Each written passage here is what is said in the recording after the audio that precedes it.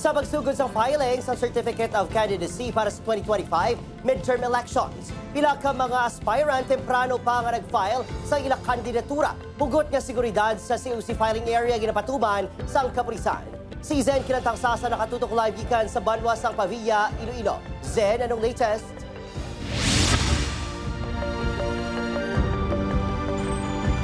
Adrian, masako na mga personal sang Commission on Elections sa pagbaton sang COC sa pagumpisa sang filing subong adlaw. Wala na lingkang ngaliwat magpadalagan sa ika-12 ng ation si Mel Carion. Siya ang 11 nga nag-file sang iya Certificate of Candidacy sa Iloilo City Comelec kaina sang aga. Magapapili sa pagkakongresista sa Lone District of Iloilo. Suksok sini ang jersey nga may nakatapik nga tarpaulin nga nakaimprinta ang litrato sini sang nagliligad nga pagpadalagan. Vocation na yan ni Mel Carion. Kung may fighting the will to live, the will to survive.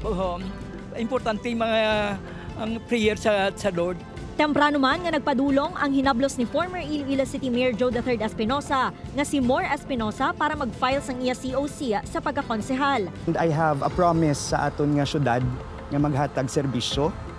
And the promise is not yet wala pa nalabot ang amuna nga promise. So I hope that by 2025 that promise will come into reality. Ginkumpirmar sang Comelec nga sa uli nga adlaw pa mag-file sang COC ang partido ni Iloilo City Mayor Jerry Tranyas. Wala pa sang ideya ang Comelec sa plano sang iban nga partido. Ginpasiguro man sang kapulisan ang hugot nga seguridad. 85 ka mga personal ang gin-deploy sang ICPO. Diri ang concentration sang among deployment with police assistance desk sa mga entrance at exit sang mall.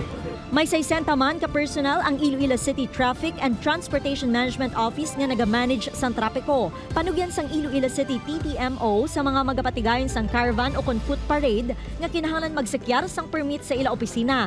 Deadline sang pag-apply sang permit buwas. Do not obstruct our road kung wala man lang kamo permit kay ti kinang lanon nga civil kag magkuha kamo mag-comply sa policy kag rules, no. Suno kay Garbanzos, ang kampo pa lang sa alkalde ang nag-apply sang permit. Buwas iga-determinar sa konseho ang mga pagsulundan. Tuhoy diri. Sa probinsya sang Iloilo nangin matawhay ang unang adlaw bangod wala pa sang may nagsumite sang kandidatura. Suno sa Iloilo Provincial Comelec, may schedule na ang aspirants sa pag-file sang COC subong nga semana. Ginagamit naton ang time para further prepare naton ang aton nga venue kag pati ang opisina naton sa pagbaton sa mga COC sa mga palabuton nga inadlaw. Nahibaluan nga mahimo makabaton sang COC ang Provincial Comelec sa mga magapadalagan sa pagkakongresista sa 5 ka distrito sa probinsya, pagkagobernador, vice-gobernador, board members sa tagsa ka legislative district.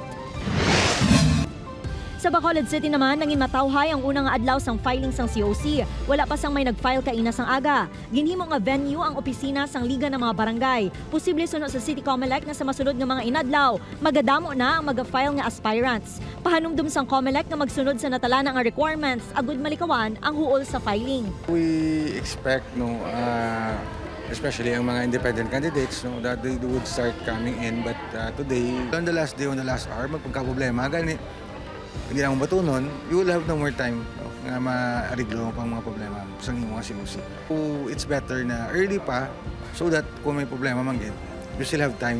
Sa Negros Occidental naman, amat-amat nga nag-file sang COC ang pila ka aspirants sa social hall sang provincial government. Gina-expectar na sang Comelec nga tingob nga mag-file sang COC ang iban pa nga mga partido. Subong gina-screen na, ginatanaw, gina-check na subong amon ang mga COC before. Usually by experience, makita ko in the middle, para usually ga-find damo.